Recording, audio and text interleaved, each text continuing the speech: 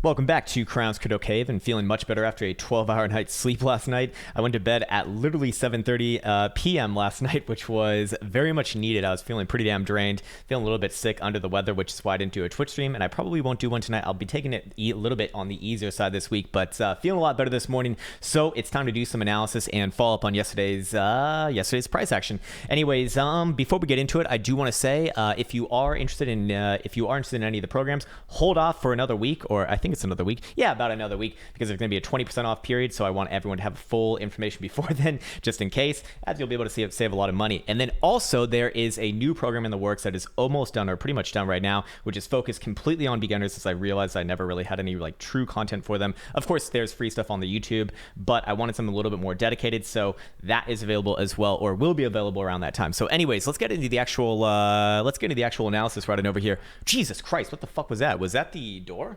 No, it wasn't. It's Elsa playing with makeup over there. Anyways, let's get into the live stream right here and checking out the Krown trading app, which can be had for 100% free at app.crowntrading.net, and does have the trading journal function now live, as well as more to come in the coming weeks. By the way, the trading journal is going to be reskinned at the end of the week, which is going to make it look very, very pretty. Anyways, which is what matters most. Anyways, we see open interest more or less steady here, rising up about 30 million from yesterday to today. But I do believe that we've seen the majority of that action already be precipitated upon what we expected from the last week and a half to 2 weeks, when it was above 1.6 billion. When it was above 1.6 billion and Bitcoin broke down, that was really confirming the move, and confirming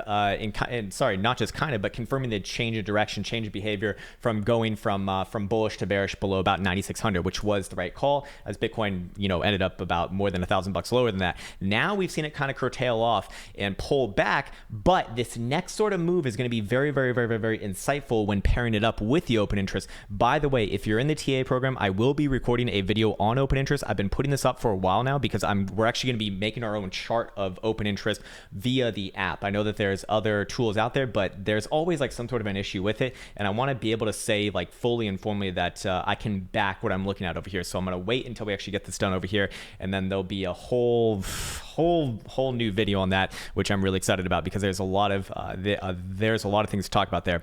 Anyways, as far as all the other metrics go, we've been more or less steady. Fear and greed index, popping back up to a 40. Not really much of a change there. I don't really think it makes all that much of a difference to begin with anyways. And most importantly, keep an eye on the open interest. What I want to see is if open interest goes up alongside this next move, meaning if open interest goes up alongside price action going down, that's going to be very insightful for that next major move to the downside, probably down to the low 8,000s, maybe even lower than that overall. And by the same token, if we actually do flip around the trend here again for the higher time frames, then I'd expect open interest to absolutely shoot through the goddamn roof as Bitcoin breaks above their critical levels, which is still about 9150, 9200 just to the upside. Okay, so cool. Let's get off all of that and talk about the good old hedge analysis right over here. This is traditional market SPY representing the major bourse for U.S. markets over here. And again, I don't say these things to sound arrogant. I say these things so that we can, follow up with them over time, and we can all see how they act. And what we spoke about happening yesterday is, again, exactly what happened. And again, I'm not saying this to sound arrogant. I always feel a little bit weird when I say shit like that. But what I want to talk about is that initial pullback. That was the easy call. Then the next move to about 315 is what I said. We did get up to about 314 before the next rejection. After that, I don't have any real opinions. What I need to see after that was a daily total close, and of course, I'm gonna be asleep. I live in Finland, so it's like 2 or 3 a.m. It's like maybe 12 or it's maybe like midnight by the time that it closed. But I'm well asleep because last night I was asleep by 7:30. Anyways, looking at this right over here, absolutely catastrophic close for the daily, breaking back down below the 200 symbol, and a clear rejection of the red 10 symbol right over here as major moving averages cross to the downside. Not good at all, and I do believe that this is really going to open up the possibility of not just a retest of the prior lows, perhaps somewhere down around about 290-ish region. But if we do get continuation, I do put a lot of weight on that for the Bitcoin analysis, as we've been shown for the last couple weeks. All jokes aside, and I can't really yell today because my voice is absolutely shreked, but all jokes aside, if this one does break back down below, let's call it like 290 and especially 288, then I would be looking for Bitcoin to not just break down to about 8150, but the talks of $7,500 to $7,000 region becomes very, very, very, very, very likely. Anyways, what I'm looking at right over here is best seen on the weekly time frame. We have a clear rejection of that 315-ish level, the level that we were looking for to get tested yesterday. But of course, it wasn't revealed until after the test was rejected that this is not looking all that hot.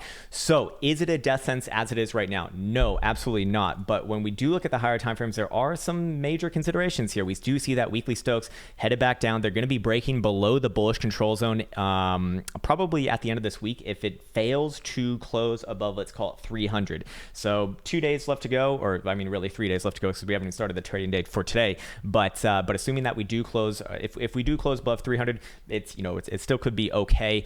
I would still be looking at this as likely a local low for the medium and higher term timeframes. But right now in the lower term timeframes and even on the daily, we do have issues here. I would expect today to rally back up, probably back around 303.5 to 305 region. But assuming that it gets rejected right there, that's going to be a damn good signal that we're headed back down to the 290-ish level, and that's where things can really start to change. Not just for the lower term timeframes, but also the higher term timeframes. So looking at the 4-hour right on over here, again, major moving averages crosses. We do have death crosses on the way, assuming that SPY can't get back above about 309-ish region on a 4-hour total closing basis. So that is the big focus of today. If that rejection holds through and we get continuation to the downside, I would expect Bitcoin to follow through. As been showing on the macro, these two like to follow each other. I know people like to look at the micro and come up with correlations, or just look at like the fucking hourly dildo from one to the next. That's not going to work when we have a market that trades 24/7 and a market that trades 6.5 hours for only 5 days a week.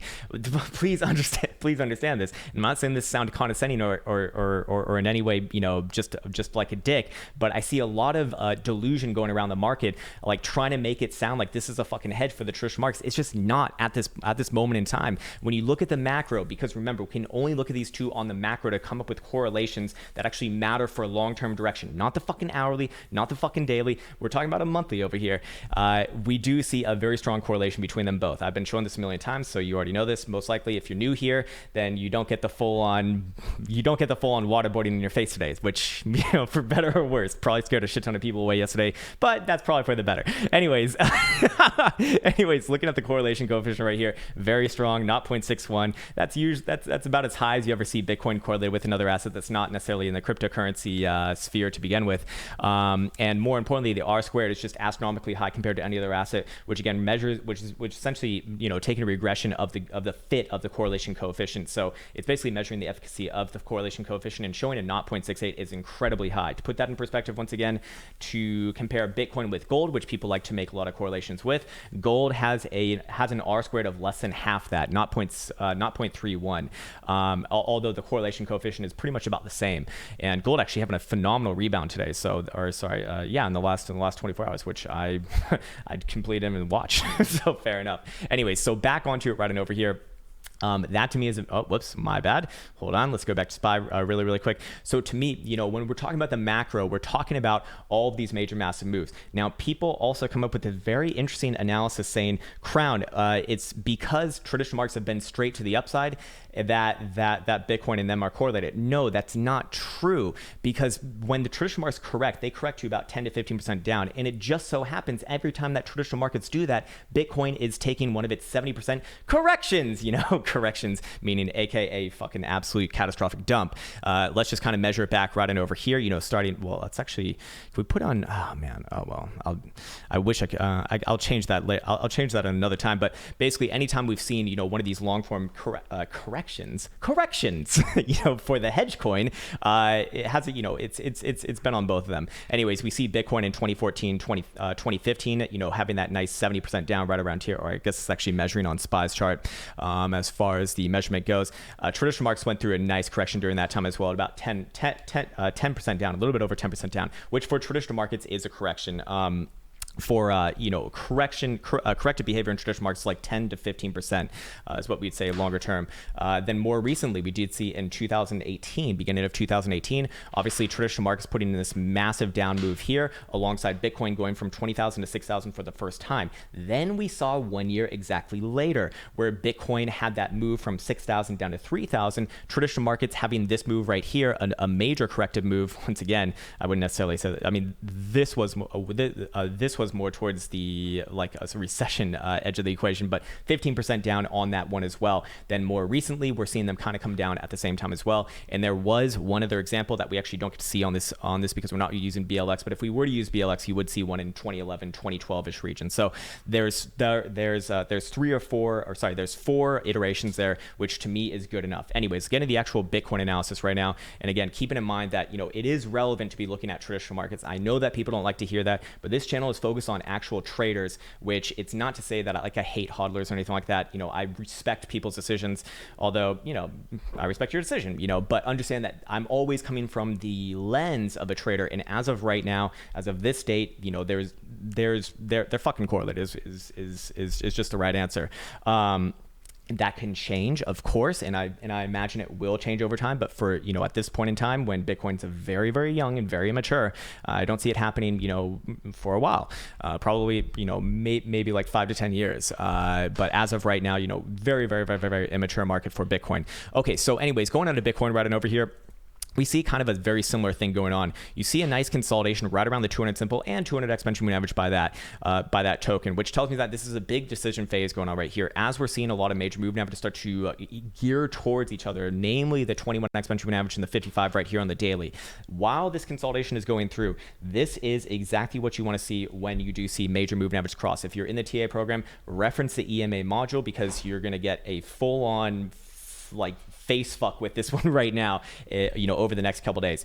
If you see a rejection here and you see Bitcoin head back down and break, let's call it 85.50 to the downside, even on a 4 hour, that will very likely confirm this as a nice little local high. These two guys very likely to cross right in over here. Let's look at the last few times that they actually crossed during a consolidation phase, which is exactly what you want to see, by the way. Well, we have an example right in over here to the upside, so it does work both ways, of course. It's just, it's like a swinger. And we go up all the way from about 8,000 to 10,500, so a multi-$1,000 move. The time before that, we crossed the downside right in over here. Might not have been the best time to actually short during that time, but it did get the momentum. We did not get the bullish cross of them this whole way through. It stayed bearishly crossed, and that told you to be a seller at about 10,500 all the way down to realistically, 6,500. It did not cross the upside the whole way through there. And then of course, again to the upside right in over here in February 2019, telling you to buy at 70. I can't speak, man. I've lost my speaking powers, or not that I even had them to begin with. I have this fucking stutter. 37.50 to the upside all the way to 14,000-ish region. And then we stayed pretty much bearishly crossed the whole way, not the whole way through in 2018, but we did have counter trend crosses. So more importantly, even if Bitcoin were to get the bearish cross of these two guys and head down, we likely would see continuation upon that, because even counter trend crosses do get follow through on failed signals. What do I mean by that? Well, basically we're looking at bullish crosses right here that happened during an overall downwards market. This is a 16% move to the upside, pretty damn impressive. We have another one right in over here from cross to next high. We got 11.5 to 12%. Other than that, well, pretty much told you to be a seller all the way down from here, so not bad. Anyways, my point is that even if there were to be a failed cross, assuming that it does happen, which it is not just yet, it will happen. It will for sure happen if Bitcoin does break 85.50 to the downside. It'll even happen if Bitcoin just trades sideways here for the next actually it'll still take like five days or so, but if Bitcoin were to trade sideways here for 5 days, which I think is very unlikely, I think that we get resolution on this in the next 2 days, then yes, it would it would get that cross well. Anyways, if we were to just shave that percentage off from this current price point, on the lower end 10% would put us right back down around where right back down around about 8100-ish region, which is exactly where I'd be looking towards on a short-term time frame if Bitcoin does break below about 85.50. So let's go right in over here into the lower term time frames, put back on all of these lovely drawing tools. Don't even need the moving averages right now. Just going blue box to blue box, exactly what we've been doing for the last few days. And in any sort of a 4 hour total closure below this 85, if you want to be super exact, 37.5 region on Mexico, then I would be looking for this blue box down around here to get tapped. That is the 81.50-ish level, which is also the daily 377 exponential average. We do put these babies back on. Hold on. Uno momento, por favor. And somehow I know Espanol. Anyways, 377 coming in right around here as well. It's also going to be a nice little order block coming in from January consolidation, and also, early October consolidation as well. And I'm sure that we do have a major massive massive fib coming in that region as well, which I can show now as, oh, what do you know? The 6.8 Fibonacci retracement from this whole run from about 6,600 to 10,500. So not bad. I like that a lot of things line up around there, and I'm sure that the volume profile is also suggesting some activity within this region as well. Oh, what do you know? Some massive high value nodes shoved within this region. Let's actually zoom in a little bit so we can nail it down a little bit better. And yes, indeed, we do see a nice, some nice clusters right around here. That also does suggest that all these areas that we do see are likely bouncy bounce points. Of course, we got down and tested around the 85.50-ish one already. So far, so good. But coming back down a second time would not look all that healthy to me. By the same token, if Bitcoin could break to the upside here, if Bitcoin actually could break to the upside by closing a 4-hour dildo above the same area that we've been speaking about for the last few days, back above about 89.50-ish region, or even really like 89, just above this prior high, which is what, even just ticking above this prior high is probably good enough, although closure is always better. 89.67 on Mexico again. I would look for a quick move to about 91.50, 9200-ish region, probably a small pullback there, and if it actually does push through there, I'd look for a quick move then to about 9600-ish region. Where my bias changes from bearish to bullish is this 9150 to 9200-ish block right here. Just like 2 weeks ago when we were talking about this critical 9600-ish region, where as long as we're above there, my bias is to the upside, is bullish. If we actually break it, I would turn bearish. Well, same thing on this guy right over here for the vice versa. But until that actually does happen, higher time frames are, well, they are on a downtrend. At least up to a daily two-day, I believe it is. So looking at this right here, let's check out what our momentum oscillators are saying right now. We do see 4-hour stocks coming down, although I don't know how much I trust them right now. We do also see a trend line forming right here as well, which should be protecting the edge of the bullish control zone. So, would that be a little bit more on the bearish or the bullish side? I would say actually a little bit more on the bullish side. Same thing on the 3-hour right and over here. It's going to be testing this trend line relatively soon, defending against the bearish control zone. What do you know? These things typically do line up with each other. 2-hour going to be showing about the same thing. Actually, 2-hour stocks are up right now, and hourly I'm sure up as well. Yes. So we're kind of seeing, what's it called? Bifurcation here between the lower term timeframes, which tells me that we're probably going to fill out this range. We're probably going to fill out the low time frame range a little bit more, which in this case is not blue box to blue box. It's actually more like marking it to the middle of that blue box around the 200 simple on the daily, which was about 8700-ish region. So I'd be looking for this area to fill out a little bit more, but that doesn't really do anything for even the even like the short or medium term timeframes. Has to be either above here for the medium, so we can get another $300. I mean, that sounds a little bit too forthright. If we do, if Bitcoin does trade above this region, I would be looking for extension to 9200-ish region. And by the same token, below this region, I would look for extension to about 8150-ish, give or take about $50 right there. That's where things actually do start to get exciting once again. But as far as this goes, right and over here, nothing more than just a scalp territory as far as I'm concerned. And it does look to me like we probably do test the 8900-ish region once again. The problem is that the longer that we go sideways here without actually breaking back to the upside, the more and more that these momentum oscillators get a little bit tired and gravity starts to take over once again. Looking at the 12-hour, we are being held below the 200 exponential moving average right and over here, and I would say that as long as we're below there, it is not good. All major moving averages are starting to get a negative slope as well, which is not good either. And I'm curious what that looks like on the daily. Yep, they are starting to get, well, they will make, it's still in the decision phase. We do see daily stocks actually freshly up, so I do like that. 12-hour stocks going to be up as well, so I do like that as well.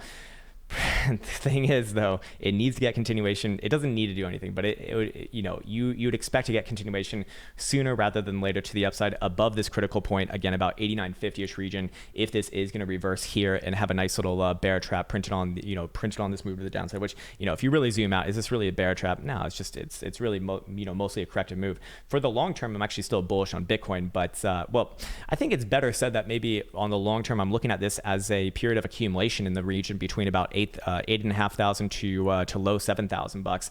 That's kind of the way that I look at it right now, but it would still imply that long term it's more or less healthy, and it probably does power through, but that can take some time. So the obvious things are still exactly what we've been speaking about for the last couple of days. Now, I would say that if you do see traditional markets really start to break down here, and get continuation to the downside, and this is a head and shoulders right here, on just another lower high is what it looks like to me as far as even like the medium term timeframes go. I mean, rejections of all major moving averages as well. I don't like this. It's not good. then is Bitcoin going to go lower than 8,100? Yes, I do think so, and we'd probably be finding our next footing in like the mid 7,000s region. So I do want to talk about those scenarios right here, right now, just because there's not too much else to talk about right now. But as far as the mid 7,000s region goes, I would be looking at the volume profile showing the massive point of control or penis accretion. If you've been here for a while, actually it should be a little bit lower than that if we pull it out just a little bit more. Let's focus on this right here. We got to see exactly what we want to see, and that's the exact way that you should do technical analysis. Just change the time frame until you see exactly what you want to see. So no, of course not. But you get my point in that we can kind of mark off that area as it'd be like a nice muddy territory for Bitcoin, and I'd imagine that it probably does hold through there long term. But it would probably piss off a lot of people because everyone wants moon mode now or doom mode now, and just like the moon boys are going to be a little bit frustrated, I would imagine that the doom boys are also not going to be that happy. Here's also the thing is that we did see a 0.5 interest rate cut from the Fed coming in yesterday. That's interesting. That's very interesting. I mean, Jesus Christ, man, it just sounds like they're going to cut this shit to all goddamn hell. It's like obvious, like obviously trying to manipulate the markets to go back up, which manipulation has a negative connotation. I'm not saying that it's good or bad. As traders, we don't really care. We only care about trading. And looking at this right here, the way that traditional markets acted yesterday when that was announced was actually moving down, which is exactly the opposite of what you'd expect. And I would say that an interest rate cut yesterday, being announced yesterday, was kind of unexpected in a way. And the fact is that it moved down is showing that the market's actually kind of interpreting that as a statement of weakness, perhaps, as you can justify the rate cutting like when it's kind of like expected and everything, and that makes sense. But like to have it happen this sudden in accordance with everything else that's going on in this world right now is a little bit, I do think that the market kind of got a little bit spooked by that. And so could we see, further fall through to the downside precipitated upon that, just because of what it implies long term, that essentially they're trying to prop up the market still with a pretty aggressive rate cut. I mean, usually it's like half that, like 0.25. Kind of yes. Anyways, okay, while we are here on the lower time frames, do we have anything else to talk about? Not so much. We are going to see 6-hour Stokes cross down, so it's over. No, I don't really care too much about that, but I do care about the 6-hour death cross, which is starting to get divergence away from each other, and the 4-hour death cross is getting like obvious divergence away from each other, coming in all the way back from over here. So as long as the 55 has a negative slope, and as long as we're below it, this is like not good. 10 hours also been getting things a lot very, very well recently on 10-hour Stokes, and that one's using up a lot of its power here while not doing all that much with price action. But still, I would still be going level from level here. That's really the only way that I see is viable to trade this right now, just because I feel like I feel like we're probably not going to get too much resolution on anything until traditional markets open. And if you're playing options, this is the time to be playing options. So you can benefit from these sideways ranges. This is why I love range trading, not just for scalping, but mostly for options trading, which is just that is the ultimate evolution as far as I'm concerned. Anyways, let's go check out. Let's actually go check out gold right now. I've already been speaking for 20 minutes. How the fuck did that even happen? Very, very nice move by gold. Let's go see how the daily's doing. This one reacting very well to the interest rate cut, as you'd expect, as it typically does. But does it get follow through on top of that? Well, I'd still say that the relevant ranges for this one are still very much the same. Oh man, if I'll kind of like leave gold on this one. If the weekly closes above 1650, I would be bullish. I would flip around from being bearish on this to being bullish once again, but we still got a lot of days left to go, a lot of trading days left to go until the weekly deal to close, and I'm not necessarily convinced off of just 1 day's worth of price action. Even looking at the daily right here, on a daily closing basis, 1660-ish region. I'm not too confident on this one. I want to look at how the other higher term timeframes look right now, and I actually forgot to look at Bitcoin's higher term timeframes. Yeah, not getting helped all that much from this one. So I'd probably back off from making any long term decisions on this. Obvious areas for this one would be back below back below 1590. That's where I start to get. That's where I look for continuation plays back down to like 1530, 1520ish region. By the same token, as long as it hangs up here, you do have to be defensive against against another move to the upside. So I'd actually really back off this one. Probably traditional markets are going to let you know where we resolve this when they open later today for New York Stock Exchange at 9:30 a.m. Eastern time. Okay, so on top of that, let's go check out the 2-day and the 3-day for Bitcoin. I haven't really done too much on that. 2-day looks okay here. 2-day is probably the thing that would make me the most bullish or looking for this one to pop back up. Let me put back on the 10 simple. So I realize I'm missing a few things here. There we go. Two-day shows the most promise to me. Not 2-day, but like the 2-day chart is what I'm trying to say. But needs continuation sooner rather than later. I would say yes, we are closing this one later tonight. I would say it would imply that we probably, if we're gonna trade at the upside, it probably does happen today. It's the next 24 hours worth of period. 3-day, same sort of thing as well. Does have a potential local low in. Will confirm this as a local low if we trade above the high of this consolidation, which is 89.80 on Stamp and about 89.67 on Mexico, I believe it is. So if we do even trade above there, I do believe that this is going to confirm as a local low, and we will see hidden bullish divergence play out. And I'd look for that move actually really all the way up to about 9200ish region at the very least. And if 9200 does get taken out to the upside, I'd be bullish once again, looking for moves back up to about 9600ish region, and probably a pullback from there. Short term, but I would look for continuation overall. It would be overall good. Okay, so we've talked a bunch of shit about the lower term timeframes, the medium timeframes, and the higher timeframes. Going back onto the lower term timeframes here, just because it looks a little bit more easy to kind of chart out, or sorry, it's just a little more obvious, and we've been talking about them for a long time. Let's go match up how this is going to look with the expected moves chart with regards to historical volatility percentile, and just for reference, 89.50 to the upside. Again, that does change around the lower term timeframes. It opens up that move to 9150, 9200. That's where things actually can change for the medium and higher term timeframes and change around my bias overall. By the same token, 8550 to the downside is where I'm still looking for continuation to 8100 to 8150ish region. Probably a bounce there, probably a big bounce there, realistically speaking. And then we'll come back and reassess after that. And also, I should say, even if Bitcoin does get above 9200, while my bias would flip back to the upside, technically speaking, more conservative traders will wait for 9550, 9600 to be broken with force to the upside. But I actually would feel a lot more comfortable being aggressive in that posturing. So here's the thing. Let's actually look at the expected moves chart first. I'm getting way too ahead of myself. Okay, cool. So this is a 4-hour. Let's go to maybe a 12-hour. All right, there we go. Volatility is actually expanding here. That reminds me. We should actually look at volatility. To the downside, we do see the first deviation both to the upside and the downside actually protecting against the break to the downside. It is right at 85.50, so it is a less than 16% chance that we do break below there today. So it's possible, but a little bit less likely. In fact, right now would be the time for the bulls to strike, as this is the most likely thing to a little bit more likely with regards to historical volatility percentile. We see the top side of the first deviation well fucking above that 89.50ish region that we've been that Bitcoin's been struggling against, and where do we see the top side of the first deviation coming in? Right around 9100. So I'd kind of extend that to 9150ish region. It would say that we have a less than 60% chance to get back above there, but if we did kind of strike it, I do actually think it'd probably push through. I do think that even if Bitcoin gets to 9150, it probably does push through. But technically, again, should take it level by level. By the same token, if we were to break to the downside, which again is less than 16% chance to happen, we do see that the third standard deviation is actually kind of right around that 8100ish level. So I do believe it would be very, very, very, very, very unlikely that we'd go lower than that without, having a major, massive bounce first and foremost.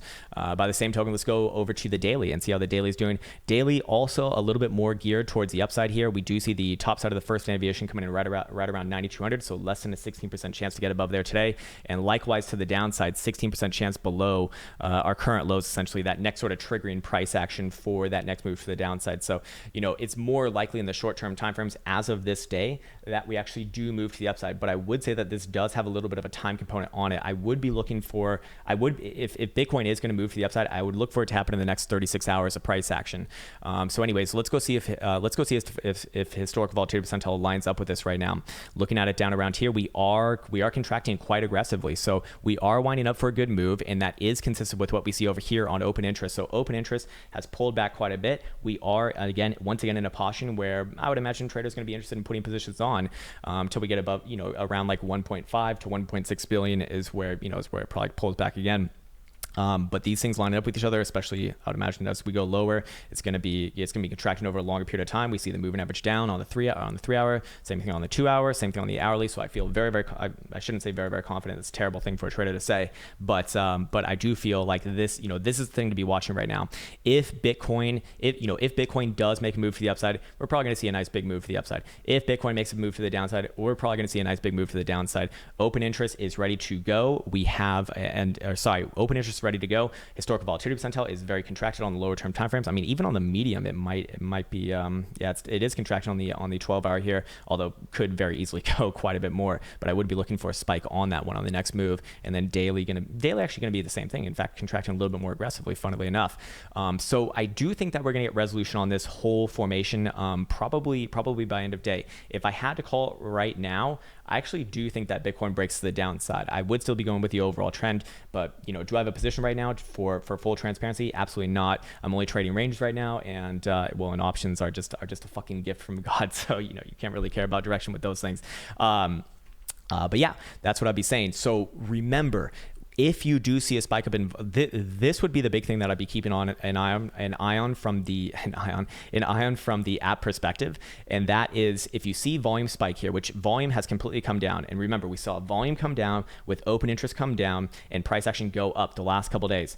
That's usually bearish, but Bitcoin has failed to break down just yet, and I do believe that it's more or less reset as it is. So this next spike should decide it, and I do believe that's going to, looking at historical volatility percentile, we probably do get that next spike relatively soon. You can never nail things down to like a day. I'm just giving you my opinion on it, for better or worse. Might be a little bit harmful because it's, it's only giving you a likelihood really, but I'd say in the next 36 hours, quite likely. We do get resolution either above 89.50 or below 85.50. And if I had to call it, I do think that the downside happens. I think that we're going to test the upside again about 8900, 89.50. But assuming that that's a rejection, that would be the next big one. But I'm not going to be trading the breakout out of either out of either of those sides anyways. I just not interested in that as a trader. So I'll let the Moon Boys and the Doom Boys trade those ones. Okay, cool. All right. So let's go check out the other top very altruistic altcoins and see how they're doing to come up with any sort of biases on this price action. And interestingly enough, Mr. Buterin on the lower term time frames kind of in like an obvious phase of decision as well. The question is, are we seeing accumulation here or redistribution? And this one actually looks a lot more like reaccumulation, but same sort of decision phase in the making. The longer that it stays, especially below about 229, the more and more bearish that it does look, but it does look like it kind of wants to take a leg up here, to be fair. Looking at the weekly, weekly is an issue because we do have massive hidden bearish divergence between this point and this point. And usually when you get something like that, you'll at least come down to the median of the range and usually even the low side of the range, which the median of the range would be more or less like right around like 190-ish, 195, and the low side of the range would be like 160. So probably shouldn't say that when all the Buterin boys are very excited for this one. Looking at weekly Stokes, a little bit tired there. Looking at weekly RSI, hidden bearish divergence present. Looking at the daily, daily Stokes are up, and daily does have no, it does not have any bullish divergence. It's pretty much not really getting too much from that as well. Again, same thing here. 21x Benjamin average to the upside, should do it. But as long as you're below there, my bias would have to be bearish, of course. Looking at the 12 hour, same thing here. These two moving averages are going to cross on the next tick or two. So the longer that we stay below about 230, 229-ish region, especially, the more and more bearish that it will get. But it kind of actually does look like a reaccumulation or accumulation here, to be fair. Let's go look at, if it does take the next leg down, Bitcoin around like 8150-ish region, 8100. I'd expect Buterin right around a little bit below $200 or right around $200. Mrs. Litecoin, what's this beautiful bitch doing? Same sort of thing. Very, very, very, very similar chart, although I would say that the weekly is significantly aired toward the side of the bears here, as we are below all major moving averages and getting rejected by all major moving averages thus far. Actually, same thing on Bitcoin, by the way, that did accurately get the last move to the upside, that red 10 simple providing the rejection at 8950-ish region. Also going to be the 382 Fibonacci retracement for this last run from 7,000 to 10,500. Just saying, things typically typically line up with each other. So that's why I don't typically go out of my way to talk about it. But anyways, going back to Mrs. Litecoin, this weekly is problematic to me and probably one of the more bearish things on the board. And Litecoin has led in the past. We also do see weekly Stochs turning down, and I would say that if this one does want to take a leg down, it will likely find its footing somewhere in the low 50s, like 50.5 to $51, I'd imagine.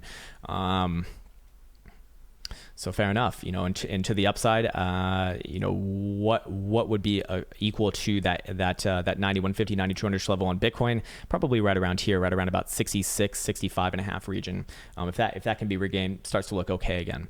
And we do see momentum also turning up here too, but in a trendy move, that's not going to mean all that much. There's going to be a lot of very surprised traders if they're looking at it as such. They do take on different meanings depending upon what sort of market cycle that we're in, or sort of what sort of phase of the market cycle that we're in, more importantly said. Ripple also more or less on the side of the downside here, below all major moving averages. I mean, I don't like this either. This is not good. And continuing the downtrend long term, while everything else was making higher highs on the weekly, this one created a lower high. So it's relatively weak and in the same sort of limbo that we see all across this market. But again, can it salvage itself? Yes, but it is a ticking time bomb. In the next 2 days, it will get some very, very nasty crosses, which probably send it all the way back down to 20 to 21 cents. But I would get bullish on it once again, more or less above 25.25 cents. Let's go check out Cardano, because I know a lot of people like this one, and same sort of thing here. It needs to get back up about 580, 590-ish region, and then it looks okay. As long as it's below there, the weekly looks absolutely atrocious. I do not like it at all. Weekly Stochs turning down as price action gets shoved below all major moving averages, and weekly RSI providing some pretty hefty. Do we have hidden bearish divergence? Yes, we do. Between this point and this point, although that's a little bit too far away, so I don't know how much I trust that one. Looking at Link is the real hedge. We do have new highs on Link, as we spoke about was likely to happen this last week, and I don't really have targets on this one to the upside. I'll just be looking for a divergence play. It's kind of in price discovery, it looks like to me. This actually is the hedge against Bitcoin. If I had to answer the question of what is a hedge on Bitcoin, Link is it. And Link being a hedge on Bitcoin means that it actually is a hedge on traditional markets. So perhaps all of this hedge talk is very misplaced, and we should be looking at Link. Again, I own absolutely no Link. I don't even know what the fuck it does, or why I would be acting like this, but it's been very, very good for the last 2 years ever since I started looking at it. And this is why I continue to look at it, because it actually does something different. And this is likely to get more continuation over time. I don't think that the highs are in just yet. I think that it has more to go. Momentum oscillators on a weekly are very healthy. Weekly Stochs got plenty of room there. Weekly RSI, very, very good as well. Will have its pullbacks in the lower term timeframes, but this one's looking more or less good to me. And probably does get continuation overall longer term here. We'll be creating some bearish divergence on the daily, but I wouldn't expect that bearish divergence to come until you see the RSI get in somewhere in this region right here. For right now, still continuation, even on the lower term timeframes, I'd imagine still looks lower term timeframes could pull back a bit, maybe back down to 50,000 satoshis even. But like I said, I do like this one as an actual hedge against Bitcoin. If you actually truly needed one, it's just consistently been doing its own thing to the upside, no matter what Bitcoin does. So it doesn't even need to be a fucking hedge. It's just a hedge against a shitty trading account. If you find yourself having bad success on Bitcoin, just do whatever you're going to do on Bitcoin, but do it on Link instead. And there you go. Anyways, going back into Bitcoin right now, I realize this video is already 10 minutes longer than what I thought it was going to be. So let's wrap this bitch up. And pretty much the same regions as yesterday. I do think that Bitcoin's going to test back 8,900 to 8,950, but assuming that we do get rejected there, maybe perhaps even alongside the open of traditional markets at 9:30 a.m. Eastern time, then I would look for a continuation at the very least back down to 8,550, and probably actually does break it, even though technically speaking the probabilities are actually less than 16% for today. That will change tomorrow, of course, especially if we close on the lows. But I would look for traditional markets to give the signal on this one. If traditional markets break down here, I would look for Bitcoin to fall. If traditional markets break up here back above, let's call it 308, 309, I would look for Bitcoin to power through to the upside. So I don't think that very much is going to happen between now. I don't think that either one of these areas is going to be broken between now and the open of New York Stock Exchange. But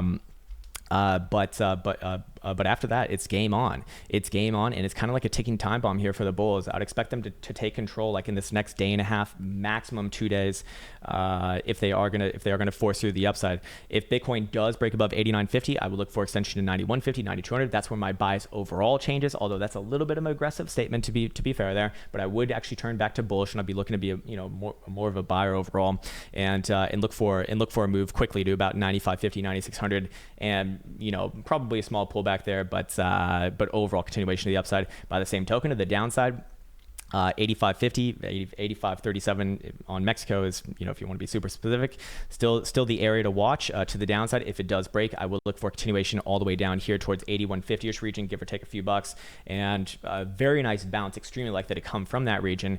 After that, we'll have to come back and reassess. So that's going to do it for right now. I want to wish you well once again. I will not be on Twitch today. I might be on tomorrow if assuming that I can string 2 days in a row together where I feel decent enough.